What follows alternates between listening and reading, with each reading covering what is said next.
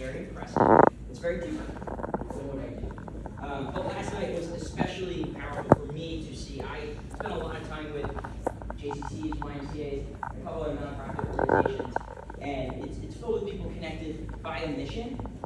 But last night, you're all really driven by that purpose, and you're unified. I've never seen an award ceremony where so many people cry, so many people stand up and applaud, and it was very nice. Sometimes you don't realize you're at a 10 until you see a 4, and last night was kind of defining what a 10 was like in an organization. And so I just think that is incredibly special. I just want to point that out before I begin. But yeah, so I work at Everwood Day Camp, and Everwood Day Camp is in the South Shore of Boston. So we're about 10 minutes away from Gillette Stadium where the Patriots play. And the only thing about Everwood is that, like similar, we just have kids at camp. And normally, when I get asked to be the young camp director, to come in and talk about what it's been like to be raised in this crazy world. And I know history is the charting of different occurrences in time, but it's been a pretty loud past 15 years for young people. So when I usually come into this, I talk about the power of camp and why it's so important right now. But I really want to back that up because I really want to talk more about Sunrise today, but I also want to talk about the world that we live in, the preconditions, so the current set of circumstances. It is a weird, weird world. It's weird. I don't think a lot of people understand how it's working. I think that everyone feels a little lost. I said yesterday in my session about staffing and camp, I think people are really dying to feel like they matter. I think it's hard, really hard to feel that. And the world is just different. It's different than it was when I was 12 versus today.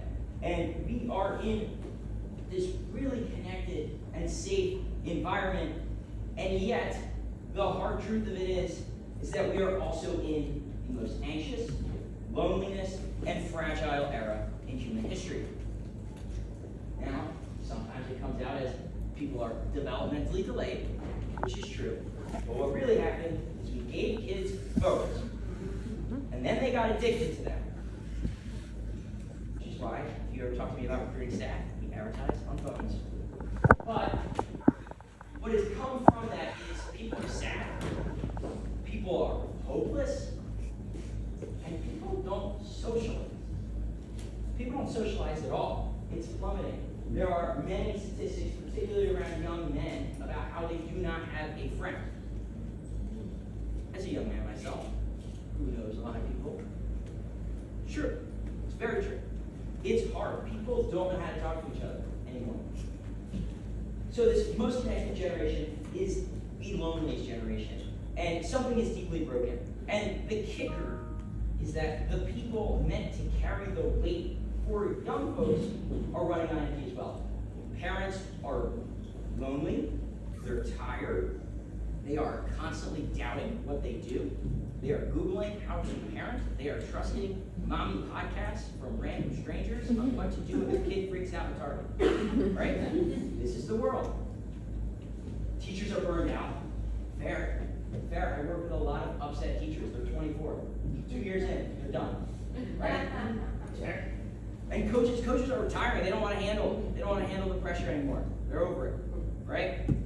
So we made this really horrible trade where we traded human interaction for comments and infinite scrolls, and it's failing spectacularly. I say all this because this is the preconditions of the current set of circumstances. We have this generation of sick children, and the most random, unthinkable thing happens to them. They get sick. All of those problems are amplified. So when I listen to what Sunrise does, but really, when I see a network of kids, families, and volunteers converging in a space to create something where the currency is joy, I do see this outsized impact that will forever exceed what we put into it. So with this generation in crisis and a world unsure how to support them, and then this darkest hour is you people in this room that are the antidote. You are the heart of saving kids. Now, I was 12 when I was diagnosed with acute lymphoblastic leukemia. The backstory on it was pretty nuts. I was on 3 basketball teams at the time, and I loved playing basketball, and I was losing weight, and then everyone said puberty. And I was like, fair. And then I was like sweating at night, and everyone was like, you're stressed out. Middle school, fair. And then I went to the hospital, and they said you have diabetes. And I was like, holy shit, I have diabetes, I'm doomed. And then, like a week later, they're like, no, you have cancer. And it was pretty traumatic. It was pretty traumatic. I remember I was in the hospital for a day, and I'm not going to say the doctor's name because like it maybe wasn't his proudest moment. But he came up to me, and he dramatically put his hand on my leg, and he said, Justin, you have cancer. I looked around, I was like, is this guy nuts? Right? And he's like, well, you're going to be okay. And I was like, okay. But the first thought that I had when I had cancer, when I got diagnosed, was, oh my God, I'm going to lose my hair. So at the time, I had, it was 2012, So I had the Justin Bieber baby haircut. And I was like, oh my God, I'm going to lose my hair. Which is pretty alarming for a 12-year-old who cares about their status. And then the second thought was, am I going to die? Because old people get cancer and old people die. That's all I knew about cancer at that time. And then the third thought was, well, death isn't horrible if I'm bald. That's okay. I make way too many jokes about this subject matter. I totally recognize that. But we gotta lighten it up every once in a while. So, again, I was 12. So, but the real kicker, when it really hit the fan for me, was not getting pulled out of school, not being neutropenic, and not eating crudité. I did not give a crap about that. Right? What I cared about was not going to camp during the summer.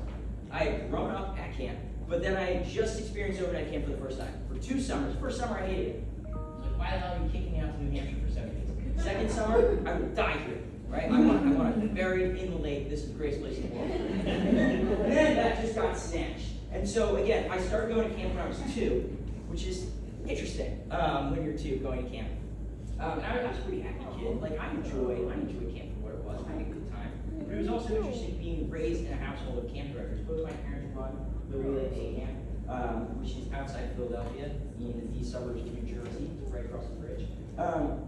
And so they kind of became, like, in a weird way, the camp directors of my childhood navigating cancer. There was the A team, which was my mom, Jill Pritkin, who's a saint, and the B team, which was Andy Pritkin, who's an all-star as well. And like the difference between the A team and the B team is like my mom would like yell at doctors for not doing their job the right way. She was that person. Like, did you put heparin in there first? And I'm like, whoa, right? And my dad, one of the coolest moments my dad ever did was I was about to go in for a treatment, and we were at a wedding. He's just like, look, you're never gonna get to have alcohol. Like, I know you're never gonna have alcohol. We're gonna do a shot right now. Right now. By the way, I was 17, right? My mom went ballistic. On me, I swooped down on the arm. It was dramatic. But that was B team. B team was fun. A team was operation. That is what they do at camp. Andy's the one waving, dressed up, painted red, white, blue, welcoming kids, and Jill's like the one like fixing toilets and doing the whole line. So it was pretty fun. So yeah, so I get cancer. I'm 12, and I think it's a pretty straightforward story. I mean, I do standard protocol. Everything works out. It took like a little bit longer than they thought, and then nothing really happened until I was 17. When I was 17, I relapsed. It was actually I sent an email to my teachers when it happened, which is a pretty ballsy thing to do. Just email your teachers at night and say, "LOL, I got cancer." But it was an email, and it said, "This is the worst week of my life," and that was because the Monday of that week, it was my birthday. It was my 17th birthday, and I went to take my driving test, and I failed. I failed my driving test. I blew through a stop sign to start. I'm not nervous, right? I blew through a stop sign. I failed my driving test, and then 6 days later, I go to the doctor for my monthly checkup, and they go, "You either have mono or you have cancer." And I remember going to the diner after that with my mom. We always go to the diner after treatment, and I said, I call my parents by the first name. They're camp directors. It's weird. I work with them. I go, Jill, it's a little weird that they're saying I have mono because I've never kissed anyone yet. So that would be like pretty crazy, right? And I said that to her, and she was like, "Oh wow, I could, mono's passed out," and then like 12 hours later, I get a phone call from the acute cancer, and I write that email. I go, "I'm not doing my algebra 2 homework." It was great. And so I ended up going into the hospital, and I did standard protocol again, and it like worked, and then it didn't work, and then I had to do at the time. It was super non-FDA approved with CAR T-cell therapy, and that put me back in remission. And then, I was like, oh, this is actually when I did that shot at that wedding, when I was in that wedding. But I was also pretty well adjusted. And then it was, that wedding took place 3 days before I had a stem cell transplant, because about a week prior to that, I found out it was back. It was actually a pretty weird day. Camp had just ended. I was working at camp at the time. I'm in the office, and we're on the phone with the doctor. I'm like laying on the ground because working at camp is the most exhausting thing you can do. I am sunburnt. I'm like just done talking to kids. I'm so tired. It's the last week of camp. I'm laying on the ground petting my dog, and we get this phone call, and this doctor's like, so we can do the CAR T-cell therapy again, or you can do this brand new thing. This crazy stem cell transplant and some other funky stuff attached to it. We did a stem cell transplant, and long story short, like got pretty good after that. I went to college. I became manager of the men's basketball team, which we'll talk about later. What it's like to be a Red Tail City, it's a little intimidating. Moved to Los Angeles, started working in fashion design, which was different. And then I moved back across the country, so I was like, this is dumb. I hate designing women's pants. That's what really came out of it. This is where everyone is. So we're taking him now here today, which is different than like the normal trajectory that I thought of life. Because when I first got sick, I was very confused. Nothing made sense. Nothing made sense to me. I was a very confused child. And then the second time I was annoyed. The second time I got cancer, I was annoyed because I was kind of like just like out of the routine for like 9 months. And I was really good at that routine. I was really good at like not having any freedom and like showing up to appointments and like doing what was asked of me. So it wasn't like, this is horrible. It's like, yeah, I watch South Park for 20 hours a day. Like, that was a pretty good time. That was the way I was able to rationalize it. And then the third time I was pretty pissed off because what had happened each time I got sick was there was like this hefty promise from doctors that I was getting healthy enough to go to school. School. 6th grade, they were like, all right, you're gonna miss all 6th grade, you're probably gonna miss all 7th grade, who cares? Back grade, right? Barely. I was barely there. Then I get healthy, I do some 9, I do some 10, and when I say I do some 9, I do some 10, like I showed for like 40 days or something, like the whole school year. And when I showed up, I was kind of like a celebrity, because everyone was like, whoa, he's back. They loved. And then, when the stem cell thing happened, they were like, look, you can either do the CAR T-cell and go to school for 3 months, and we'll reassess after, or you can just black out your whole senior year, and we'll see what happens. And every single time when these decisions were made, whether it was to do, school, it all came down to camp.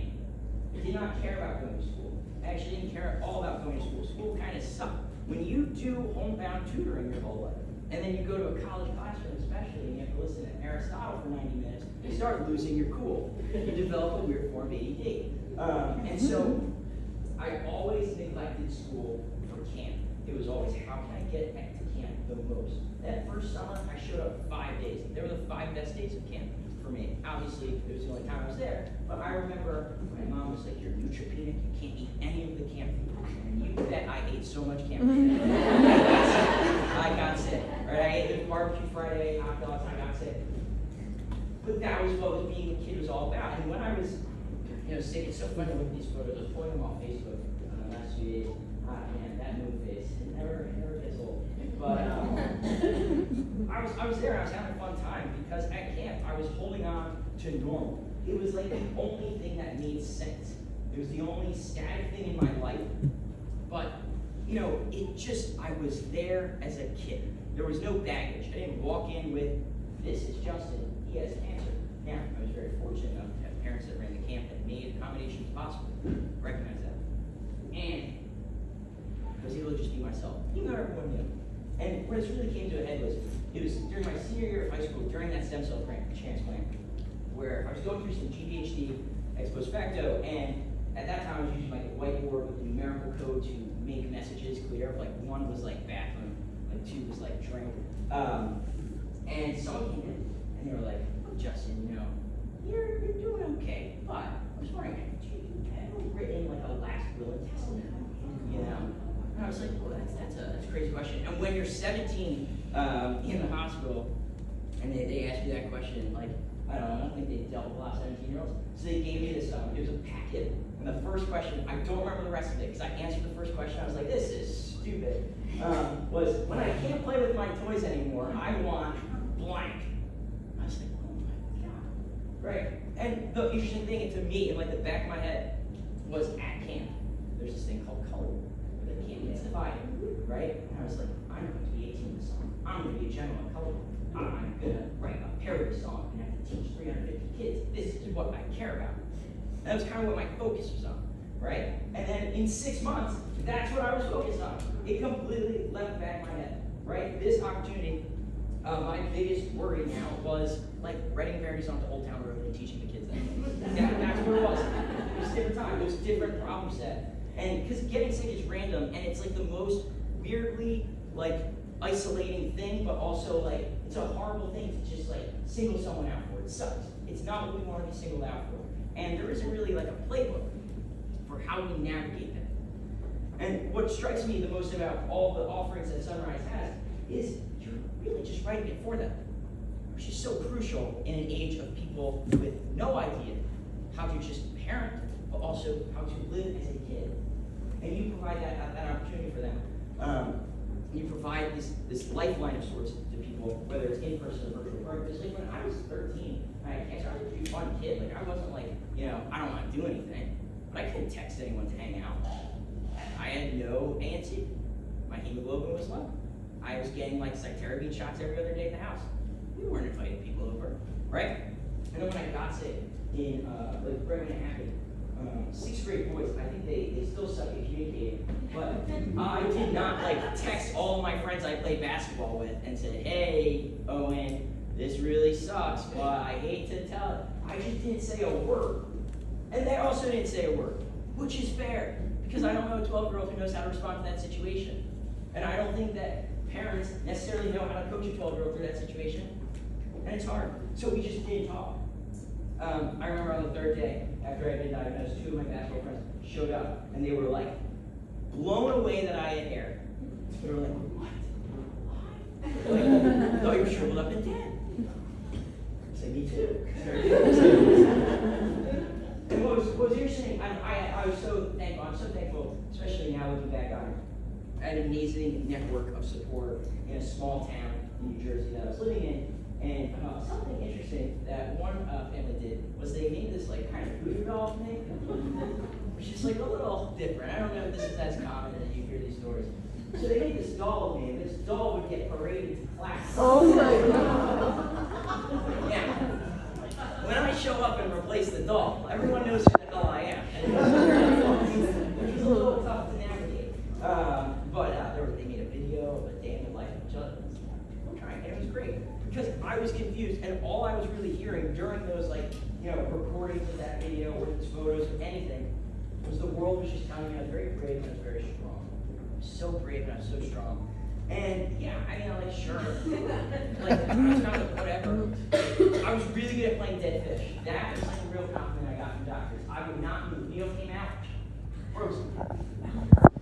But then I was like, I don't really know what I'm so great at. And then they would say, once you get healthy, you were going to conquer the world. You're going to conquer the world. Oh my God. This whole YOLO, you only live once thing, grab every day. I was just like, if this is going to be my last day, I'm going to conquer the world, whatever it is. Salads, gone. Laundry, not doing it. It's a very unrealistic way to live. But my only thought was, I just wanted to be a part of the world. That's all I really wanted. And thankfully, I camped during the summer. But one time I said a combination of those words with a tone that was very and then I talked about how I was going to escape the hospital. I was that kind of patient. I was pretty tough. And then I got one of these. I got one of the trackers. And then and what I'll say about the hospital I was at is I was not on an oncology floor. I was the cancer patient on the peds floor. So it was tonsils removed, flu. Justin. After 3 days, they ran out of content for me, and I had to make my own stuff work. So my entertainment was explaining to them, I'm going to cut this tracker off. I'm going to put it in the food. When they take the tray back, because the kitchen's underneath, you're not going to know I'm gone. I'm going to shoot out the windows. You're never going to find me. So then give me one of these. I was right. And And there was this one doctor who said I was very spirited. That was his way of, he liked me, but he didn't love me. He was like, this guy's which is fair. I was a spirited kid. But the world is this very lonely, chaotic place. And cancer turns its volume up in a lot of ways, and it isolates you. It makes people uncomfortable to talk to you. Again, I was spirited, so when someone would say, oh, I'm so sorry you have cancer, I'd be like, well, did you give it to me? Silence. No one laughs. No one laughs. It's a bad joke to use until you laugh. And when you laugh, they're like, oh, he's being funny. That's just tough. But then there's sunrise. And then for me, it was Liberty Lake, a place that didn't pity me. It didn't tiptoe around anything. It just embraced me. I'm so sorry it was replaced with like, you're it, run. Which is great. And it reminded me that I was still a kid, still a part of something bigger, and that no diagnosis was going to steal that away from me. Because the reason I ultimately work in Camden is because I think childhood is the most important time for kids to develop their sense of self. This idea of narrative building, right? And cancer, especially childhood cancer, robs kids of that control. Everything, appointments, treatment, is dictated by something bigger than themselves.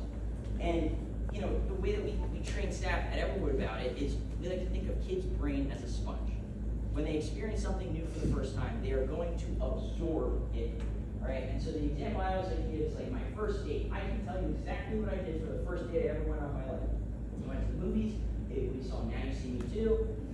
We ordered popcorn. She didn't eat any of it. She was embarrassed to eat in front of me. I didn't know that. I didn't know what to do. I panicked. She dropped me off. Then all her friends texted me for not hugging her after. Right? It was there. But we dated for we pretended to date for but I can tell you everything about that because I remember because it was the first time I ever happened. You asked, what was the third date when I was like, you just don't know, right? And so that's when our brain turns into a brick. And the thing about this brick sponge thing, we call it like a disruptive moment, where the small things you do today, it echoes in kids' lives forever. And these disruptive moments, when we attach a powerful message to them, we can really change Camden's personal identity. And so, a narrative is ultimately a list of stories that really help dictate how someone feels about themselves. It could be something that's like, hard work pays off, I'm likable. It could be negative, like, everyone likes me because I have cancer. Which is kind of how I felt, because everyone knew who I was. And this was before people could really stalk you on Instagram and really know who you were before you met them. But I would meet people and they'd go, oh my God, I know. Who are you? It was awkward for me. It was hard. And I also didn't think I was really good at stuff. I thought I was good at cancer, and that's about it. Because school was online, and online phys ed. Online phys ed. For a kid whose legs had muscles that were atrophied, I did nothing. I was just physical fitness is very important. And stuff. So I didn't really think I was smart as much, and but going to camp and the camp staff at Everwood now had this advantage of they knew these disruptive moments were happening and were going to happen at camp, and they knew how to attach these powerful messages. And when those campers' minds were like a sponge, they really absorbed that kind of thing. And the first thing that I remember for this happened for me was when I was in 6th grade, and I was there for one of those 5 days. There was this card game that I was obsessed with at the time called Magic Together. I don't really want to get too into it. If you know, we're cool. But here's how it worked. Very complicated. Dragons, wizards, elves, and I obsessed over it because I had nothing to do, right, at home. And I would go to camp, and I couldn't really play, so I would just wheel cards. And I remember one day, this guy turned to me and said, Justin, you are spectacular at teaching magic to kids. I am good at this. Someone pointed it out. And I feel so bad for parents. I'm sure my parents told me that 100 times. My parents are supposed to be nice to me, right? So it's kind of but whenever he said it to me, that mattered to me. And it helps rewrite people's belief system, especially about what's possible. And I think the coolest thing looking back on my whole experience was that as a 7th grader who was bald, and I did not like the fact that I was bald, I was teaching 5th and 6th graders basketball, because I love basketball. And I was their coach. And I would go, and they would go, but it was a lot of fun. And it was this really unique opportunity where I was like, I don't want to teach kids magic. I can't go to comic shops. That's too far of a drive. But my dad could drive me to coach basketball. And it was an amazing experience.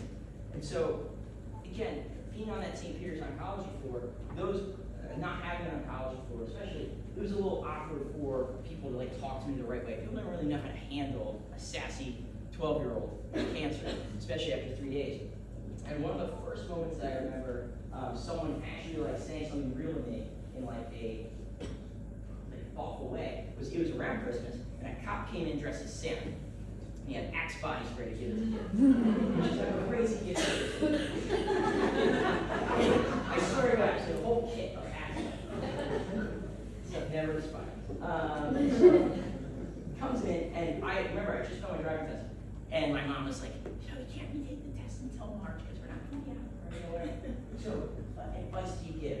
He said, "Justin, look, you're a great kid. I never want to pull you over, but if you're in the fast lane, I'm gonna get you." I never drive in fast lane. I never drive in fast lane. Because he said that to me, and I was like, oh my God. But mind you, like the child life specialist, she was great. All the nurses there were great. Hey, Justin, how's it going? I pretend I was asleep when they walked in.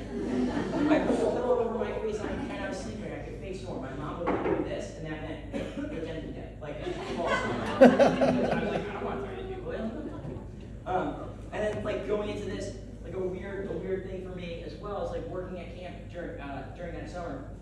Camp I worked at, they had a bunch of international campers from Shanghai, and if you get 4 kids who are 12 from Shanghai in your group, they don't really know English. They don't know English at all. There's 16 other kids who do know English, and then it's like play. It's hard. I was 18, I didn't know any Mandarin, right? And so after that experience, and someone saying the way you adapted things, was my supervisor at the time, his name was Chris, he gave me this whole lecture about how I'm mindful, I take care of people, I made effort, intentionality. I studied Chinese at Villanova, that's why I got a little fancy piece of paper in. Do I use it? No. But that was where my mind was at, and that's why I did, that's why I stuck through it.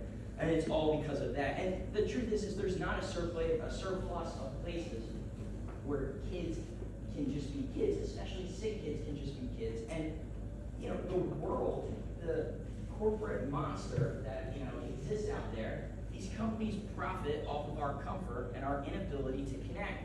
They do not want you to go outside. They love how we self-isolate. They love how that when we get on a train, we don't talk to people. We open up our phone, put our headphones in. That's how they make money. Which makes your services more important than ever. And there's this like weird thing, all my life I've heard, you know, this is more important than ever. And it's like this like dire need for everything. But in a weird way, you're building an experience that is being attacked everywhere else in the world before you even start. You know, the rest of society is trying to pull people apart, and isolation and division are skyrocketing, and you create this fortress of connection through sunrise.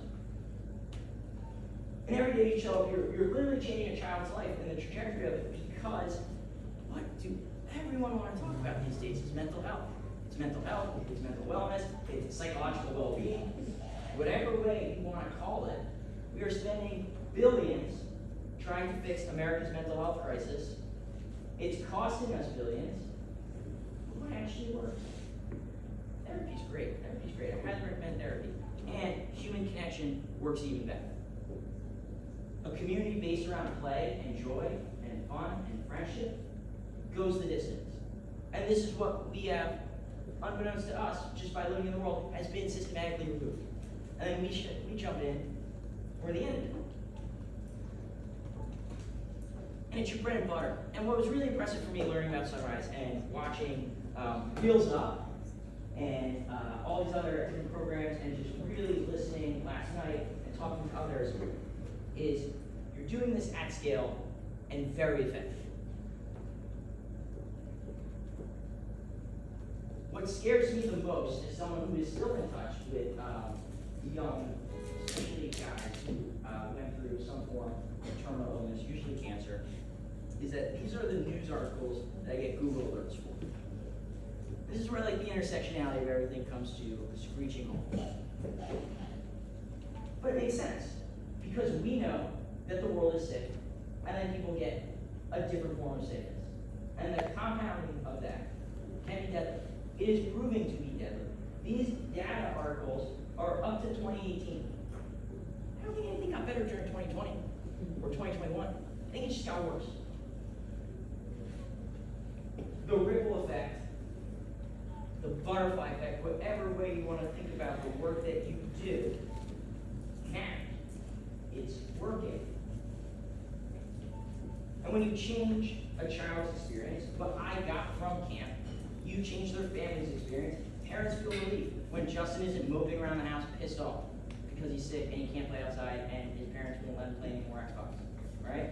Justin's happy that he's looking 6 months in advance for camp and the dress-up days came out. He knows what pajamas he's wearing on Tuesday, what he's wearing for Halloween Day. This is where his headspace is at, which is important. And siblings feel seen. When Dee told me that siblings came for free, I almost did a cartwheel on the Zoom that we were on, because that is astronomical.